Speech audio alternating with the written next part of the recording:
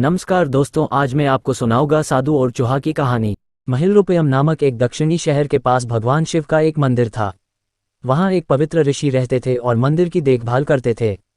वे भिक्षा के लिए शहर में हर रोज जाते थे और भोजन के लिए शाम को वापस आते थे। वे अपनी आवश्यकता से अधिक एकत्र कर लेते थे और बाकी का बर्तन में डालकर गरीब मजदूरों में बांट देते थे, जो बदले में मंदिर की सफाई करते थे और उसे सजावट का काम किया करते थे। उसी आश्रम में एक चूहा भी अपने बिल में रहता था और हर रोज कटोरे में से कुछ न कुछ भोजन चुरा लेता था। जब साधु को एहसास हुआ कि एक चूहा भोजन चोरी करता है तो उन्होंने इसे रोकने के लिए सभी तरह की कोशिशें की। उन्होंने कटोरे को काफी ऊंचाई पर रखा ताकि चूहा वहां तक पहुंच न सके, और यहां तक कि एक छड़ी के साथ चूहे को मार भगाने की भी कोशिश की, लेकिन चूहा किसी भी तरह कटोरे तक पहुंचने का रास्ता ढूंढ लेता और कुछ भोजन चुरा लेता था। एक दिन एक भिक्षुक मंदिर की यात्रा करने के लिए आए थे, लेकिन साधु का ध्यान तो चूहे को डंडे से मारने में था और वे भिक्षुक से मिल भी नहीं पाए। इसे अपना अपमान समझ भिक्षुक क्रोधित होकर बोले, आपके आश्रम में फिर कभी नहीं आऊंगा, क्योंकि लगता है मुझसे बात करने के अलावा आपको अन्य काम ज्यादा महत्वपूर्ण लग रहा है। साधु विनम्रतापूर्वक चूहे से जुड़ी अपनी परेशानियों के बारे में भिक्षुक को बताते हैं कि कैसे चूहा उनके पास से भोजन किसी न किसी तरह से चुरा ही लेता है। ये चूहा किसी भी बिल्ली या बंदर को हरा सकता है अगर बात मेरे कटोरे तक पहुंचने की हो तो। मैंने हर कोशिशें की हैं, लेकिन वो हर बार किसी न किसी तरीके से भोजन चुरा ही लेता है। भिक्षुक ने साधु की परेशानियों को समझा और सलाह दी, चूहे में इतनी शक्ति, आत्मविश्वास और चंचलता के पीछे अवश्य ही कुछ न कुछ कारण होगा।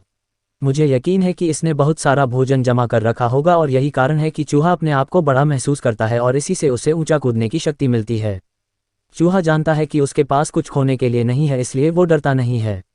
इस प्रकार साधु और भिक्षुक निष्कर्ष निकालते हैं कि अगर वे चूहे के बिल तक पहुंचने में सफल होते हैं तो वे चूहे के भोजन के भंडार तक पहुंचने में सक्षम हो जाएंगे।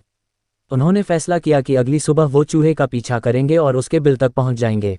अगली सुबह वो चूहे का पीछा करते हैं और उसके बिल के प्रवेश द्वार तक पहुंच जाते हैं। जब वो खुदाई शुरू करते हैं तो देखते हैं कि चूहे ने अनाज का एक विशाल भंडार बना रखा है। फौरन ही साधु ने सारा चुराया गया भोजन एकत्र करके मंदिर में लिवा ले जाते हैं। वापस आने पर अपना सारा अनाज गायब देख चूहा बहुत दुखी हुआ और उसे इस बात से गहरा झटका लगा और उसने सारा आत्मविश्वास खो दिया। अब चूहे के पास भोजन का भंडार नहीं था, फिर भी उसने फैसला किया कि वो फिर से रात को कटोरे से भोजन चुराएगा। लेकिन जब उसने कटोरे तक पहुंचने की कोशिश की तब वह धड़ाम से नीच गिर गया और उसे यह एहसास हुआ कि अब न तो उसके पर शक्ति है और न ही आत्मविश्वास। उसी समय साधु ने भी छड़ी से उस पर हमला किया। किसी तरह चूहे ने अपनी जान बचाई और भागने में कामयाब रहा और फिर वापस मंदिर कभी नहीं आया। यदि हमारे पास भी संसाधनों की कमी न हो तो हम में भी अद्भुत शक्तियां और आत्मविश्वास की कमी कभी नहीं आ सकती। और इसी तरह ये कहानी खत्म हो गई। वीडियो देखने के लिए आपका बहुत बहुत धन्यवाद।